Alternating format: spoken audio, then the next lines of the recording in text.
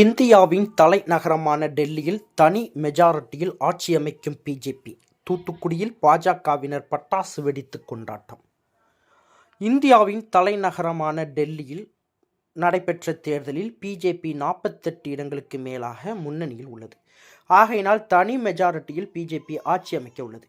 BJP வெற்றியை கொண்டாடும் வகையில் இந்தியா முழுவதும் பாஜகவினர் பட்டாசு வெடித்து பொதுமக்களுக்கு இனிப்பு வழங்கி கொண்டாடி வருகின்றனர். அந்த வகையில் தூத்துக்குடி பேருந்து நிலையம் முன்பு பாஜக ஓபிசி அணியின் மாநில துணைத் தலைவர் விவேகம் ரமேஷ் தலைமையில் ஏராளமான பாஜகவினர் பட்டாசு வெடித்தும் பொதுமக்களுக்கு இனிப்பும் வழங்கியும் கொண்டாட்டத்தில் ஈடுபட்டனர்.